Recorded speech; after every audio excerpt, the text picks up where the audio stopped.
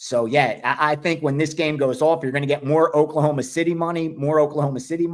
And I think the books are going to end up needing at least one of these two home dogs to come in, because it's really one-sided. The Cavaliers is like 8 out of $10 bet is on Cleveland, even now at -4.5. And the same thing with the Thunder. I'd say probably 7 out of every $10 being bet is on the Thunder at -5.5. And that's become the most popular teaser. They are teasing Cavaliers and the Thunder from early in the morning. And that's usually, again, a precursor of what's going to come later. The money line parlays are going to come in. The ATS parlays are going to come in. The straight bets are going to come in. So at least if you're a bookmaker tonight, you're hoping at least one of these dogs are able to stick their neck out and get a W. And historically, both have been able to win more than they lose in this game 3 at home. I had given out UFC on the line. I had given out Natalia Silva early. I liked her against Grasso. I know Grasso is going to get a lot of love at the betting window on Saturday. So if that line comes back, I would look to Natalia Silva. I think she's catching Grasso at the opportune time.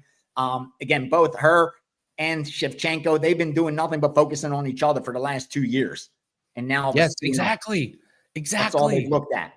Yes, that fought 3 times in a row. It's a recipe to get beat by somebody with a different style. Let's get to some actionable info. We're going to talk the Cubs and the Mets. How do you break this game down? So when it comes to the Cubs and the Mets, and I'm sorry, I got my notes here for the NBA game first, but we should do the baseball first before the NBA. So let me just scroll down over here and switch over on my Odds Logic live odds screen from the NBA to MLB. And by the way, if you guys haven't checked out the Odds Logic live odds screen, get a 7-day free all access. Just go oddslogic.com/Teddy and sign up. Get a free all access. 7 days will give you a hint, a taste of what this product will do for you. I personally use it every day. So it's something that I recommend very strongly. And again, it's free, 7 days. Check it out. oddslogic.com/Teddy. So looking at the Odds Logic live odds screen right now, I'm seeing the Mets in the -150 range. Total here, 8 juice to the under. There are some 7.5 juice to the over out there. And conceptually, all right, this feels like a playoff preview series. We've got the Cubs off back-to-back losses at an underdog price today. And to me, conceptually, that's where I want to look, because we compare these two teams. I think they're both pretty good. They're not teams that I'm in any rush to step in front of. They're certainly, at least the Mets have been in excellent current form, and the Cubs have been in good current form. We'll talk about that in a minute, for most of the season. So when you have quality teams, good current form, generally, I'm looking at underdog prices in these type of matchups. Certainly, there's not a huge starting pitching edge for either squad. Clay Holmes, Jameson Taillon in this ballgame. Taillon's actually pitched very well against the Mets, but Holmes has been solid as well. So I'm not looking at this as there's a huge starting pitching advantage for either side. I'm not looking at this as there's a huge bullpen advantage for either side. And I'm not looking at this as there's a huge lineup advantage for either side. Yes, Soto started to hit for the Mets, and that's certainly a concern if you want to step in front of them here. You know, another 2-homer game. He's had a couple of those in recent days. But Chicago has had the best offense in baseball. They scored a major league best 223 runs. When it comes to series this year, the Cubs 8-2-1 since opening the season with those back-to-back losses against the Dodgers in Japan. They've been really good at finding ways to win 2 out of 3, take these series. And we've got Chicago coming off back-to-back losses. You know, they had that disaster on the Tuesday where they blew the lead and then ended up losing in extra innings. They had Brian Presley had that complete meltdown in extras. And then on Wednesday, they couldn't hit at all and, scored 4 hits in that ballgame. So one night the bullpen melts down, one night the lineup doesn't get going. They had a day off yesterday. In my mind, it's Chicago or pass for this particular contest. I think the Cubs are live dogs. I think the Cubs are a good team. And if you're looking at, again, 2 playoff caliber squads without a starting pitching edge, without a bullpen edge, from a situational perspective, I want Chicago off a couple losses. I do. And I'm looking at them and I point towards them anyway here. So it's Cubs or pass for this better when it comes to this NL showdown tonight. But let's talk about the game a little bit. Teddy, my Pacers have been the most lucky team in the NBA catching teams that get hurt. They did it all last playoffs. Now they get Cleveland, and I mean, this just isn't even really the same Cleveland team we saw throughout the regular season. Cleveland's -4. You got the over/under at a whopping 229.5. What's your breakdown on this game? So when you talk about mainstream perspectives of the NBA playoffs, there are two things that mainstream perspectives focus on that I don't care. I could care less about. All right. The first, and it all has to do with how good a team was in the regular season. The regular season ended a month ago in the NBA. If you're betting teams a month later based on their form for a month ago, you're going to get crushed in the NBA. All right. NBA is all about current form. So anyone that throws any statistic, oh, the Cavs did this in the regular season, oh, the Pacers did that. I don't care what they did in the regular season.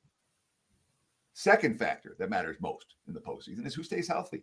And Cleveland's not healthy right now. You nailed it. And look, the betting markets have gone nuts on this game. This game opened pickup. We're sitting 2.5. Now we're looking at 4.5s and mostly 5s out there for the Cleveland Cavaliers as road favorites, down 0-2 in this series against Indiana. So the sharp money is pouring in on Cleveland with the expectation that Mobley's going to play, Garland's going to play. And I mean, we're not talking about second-tier players here. And DeAndre Hunter, all right? Garland's an all-star. He's your point guard. Mobley's the NBA Defensive Player of the Year. Hunter, if he would have played in Cleveland all year, might have been Sixth Man of the Year, all right? It was huge impact for them when they got him from Atlanta. So we're not talking about second-tier players. We're talking about Cleveland's key guys. And I'll tell you this. Donovan Mitchell, 30 shot attempts in game 1. Donovan Mitchell, 30 shot attempts in game 2. And the Cavs lost both of those games. Cleveland is not better when Donovan Mitchell jacks up a bajillion shots. That's how they lose. And that's what they've done in the first 2 games of this series. I have the utmost of respect for Kenny Atkinson. I'm a believer in Kenny Atkinson. I believe in his ability to make adjustments. I do think that Cleveland's going to play a better game here. And you talked about it, Andy. You talked about the luck factor for Indiana. They've made big plays down the stretch. Their opponents haven't. And that's allowed them to come back from 20 points down in a couple of these games and in this series as well. Steal multiple contests already here in the postseason. So they're stealing games. But guess what? You play 48 minutes, you're going to steal some games. I'm not sold on Cleveland. I think the betting markets are way overreacting to what the Cavs did a month and 3 months and 5 months ago. Right now, Indiana may well be the better of the 2 teams. And let's not forget, Garland's missed 4 games. All right, you get the point guard back on the floor. It's not like you missed a game. He's been out for a week and a half, and then you get him back, and there's some adjustments. And Indiana pass, basically. I think it's too many points. And sure, it's a Cleveland spot. Sure, we expect the Cavs A game here. I still think it's too many points. I could only take Indiana plus in this one. Let's talk the Thunder and the Nuggets. 2 games that could have been more different in this series here. So I'm keeping my eye on Porter. What's his shoulder going to look like? Is he going to play better? The starters got some rest for Thunder or for Denver, and yet OKC opens as -5.5. Over under is 232.5. That's a pretty big number. What do you make of game 3 here in this series? Well, there's got a couple opinions on this game. We're going to settle in on an official play for you. But, you know, how many times, Andy, you've done shows with me, and I've said the old phrase that I've used for a long time. No team is ever as good as their best game, nor are they as bad as their worst game. And my God, did we see that on display in game 2 of this series. You couldn't have had Oklahoma City look any better or Denver look any worse. 149-106. The Thunder just put an absolute beating on Denver. Now, don't overreact to that because there's a couple things in play here. Remember that Denver went 7-game series against the Clippers, okay? Then they had 1 game in between and had to come back and start another series. Now, while everybody knee-jerk reaction thought that would have been a huge disadvantage for them in game 1, they came to play. They rode the momentum of that game 7 win and stole game 1. Now in game 2, you know, you played 7 games. You took the first game of the series. Mentally, that was a game that you could mail it in on. You accomplished your goal. Any road team, all they want to do is if they win one of two on the road, they're going home happy. Denver did that. And considering they had that grueling series against the Clippers, got the first win, once the game got out of control early, and let's face it, Oklahoma City had their backs against the wall. You're down 0-1 at home. You do not want to be heading out on the road 0-2 because the series is over for you. So the game got out of control quickly, and you know what? Denver waved the white flag. Now I expect them to come back home and play a great game. And we've already seen this. Teddy mentioned in the first segment, I want to know what teams are doing now. Well, if you remember in that Clippers series, they got drilled by the Clippers, 117-83. Well, my only 5% play of the playoffs so far was Denver in the next game. And Denver come back as 7-point underdog when nobody gave them a shot after they looked like complete trash in the game before, and they won that game 101-99. I look for them to do the same thing here. I look for them to have big game here at home. Now, this is an angle that's been 3 years with Denver. They've always responded well off of road losses when they return home. They're 23-7 straight up returning home off of a road loss. But I think this game's correlated. I do lean to Denver. If you like Denver, I think you got to look to the under. If you like OKC, you're going to lean to the over. Denver does not want to get into a track meet with Oklahoma City. They want to slow the tempo down and try to get them into a half-court game. I'm going to take the under in this one. I do lean to Denver, but I think the under's the better play. And I've got data to support it. Betting the under in games where the total is 230 or more, and it's involving two winning teams. Obviously, we're in the playoffs. We got two good teams.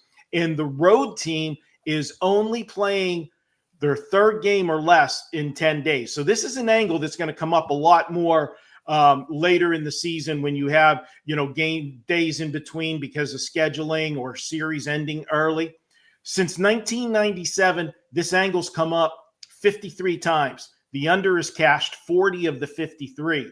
And you say, what's it done for me lately? This basketball season, it's 7-3. It's a 70% angle to the under. And again, I think Denver, to win this game, they need to slow it down. I'm going to go ahead. I'm going to take under 232.5 OKC in Denver tonight. Well, the knee-jerk reaction is, Seattle's 8-2 the last 10 games. You want to jump on them. But this is one of my angles. You've got them returning home from a 6-game road trip. I don't like taking teams that first game back at home. I feel they're generally a little distracted, a little road weary, whatever. And they put in sluggish performances. Toronto, we were on them last night, did cash a client play last night with Toronto. Kevin Gausman's on the mound. And if you go back 2 and 3 starts ago, man, he was horrible. He gave up 10 runs in just 8 2/3 innings of work. But I always make a reference with these starting pitchers that I look at them and treat them a lot like when I'm reading the racing form with the horses. They come in and out of form cycles. Well, if you look at his last start, it was clearly his best start of the year. He went 6 innings, allowed 0 runs, but more importantly, he had 9 Ks and just 1 walk. Now, when I see a guy have a big number like that, it tells me that he had full command of all of his pitches in that game. And generally, pitchers stay in form. They have the form cycle. So for me, that is the absolute buy sign on Gausman. I'm going to take him tonight. We're getting him at plus money. He's going against Seattle Castillo. Last 5 starts, this guy's got a strikeout to walk ratio of 15 Ks to 10 walks. I can't lay a price with a pitcher in that kind of strikeout to walk ratio. Give me Toronto plus money. I'll be there all the time with this setup. Give me the pitcher that I think is going to throw another good game tonight with Gausman for Toronto. All right, I'll give out a couple free hockey props before we get to Andrew. Sam Bennett over 2.5 shots on goal. He went under last game, but he had 8 shot attempts. I'm going right back to Sam Bennett over 2.5 shots on goal. The previous 5 games before that, he went over. And I'm looking at Thomas Harley over 1.5 shots on goal. He's gone over in 5 straight. over in 7 straight versus Winnipeg. So for whatever reason, he fires the puck a ton at Winnipeg. So there's a couple of NHL props for everyone. Sam Bennett over and Thomas Harley over their shots on goal. As for the Toronto Maple Leafs, Florida Panthers, let me break this down super easy. Is there a greater than 50% chance that Florida wins this game? I think there is. I think you're in a situation where you have a Stanley Cup champion team full of veterans, full of guys that understand what it takes in basically a must-win hockey game at home after they really played well in game 2. So I think Florida has a 50% chance, a greater than 50% chance of winning this game. I think Florida has a greater than 55% chance of winning this game. With that said, the line is Florida minus 240, Toronto plus 190. Call it plus 200. I do not think Florida has a 65% chance of winning this hockey game.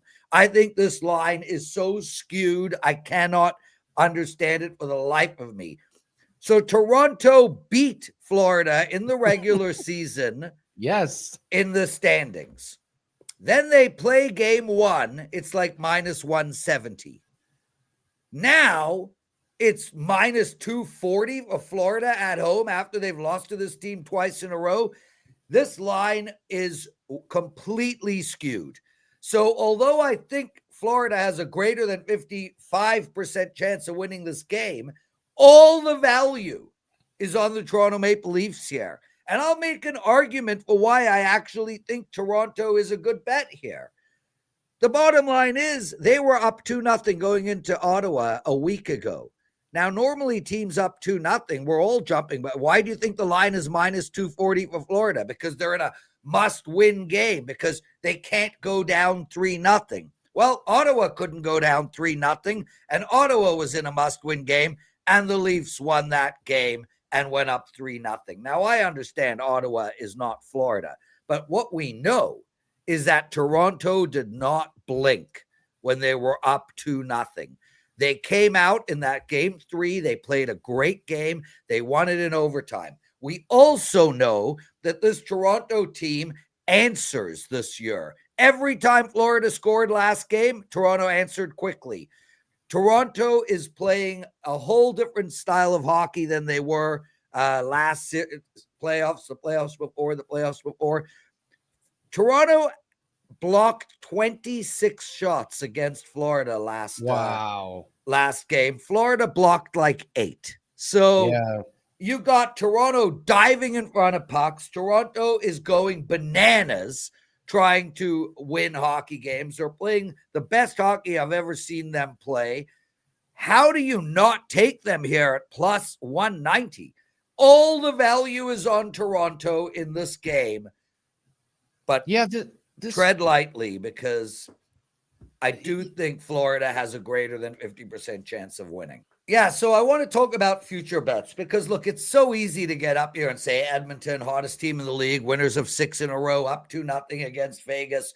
They're a good bet to win the Stanley Cup. They're plus 275. That is an absolutely horrible bet. Like, under no circumstances should you be betting Edmonton at plus 275. Now, here is an interesting scenario. Dallas is plus 325 to win the Cup. Dallas. The Winnipeg Jets are plus 1,700. Now, that is an absolutely massive discrepancy. That is close to 1,400 discrepancy here. So you got Dallas at plus 325 and Winnipeg at plus 1,700. Dallas is up 1-0 in this series. Dallas was outplayed period 2 and 3 of the last game. Winnipeg has owned Dallas over the last year of hockey playing. Based on the fact that Dallas is plus 325, Winnipeg to win the Cup at plus 1,700 is the only future bet I would make. Firstly, you're way better off if you're going to look at betting Toronto, Carolina, Dallas, or Edmonton. You're better off just taking them on the money line all the way through and roll the series, or even every single game, just on the money line and roll your bets. So there's no value in betting plus 500 or less at this stage of this hockey tournament. plus 1,700 for the Winnipeg Jets. Man, Mark Yeah. Scheifele was out 2 games against St. Louis, and they got the job done. Josh Morrissey was out the last 2 games. He might be coming back tonight, if not the next game. Yeah. That just is a ton of value, dude. An absolute ton of value.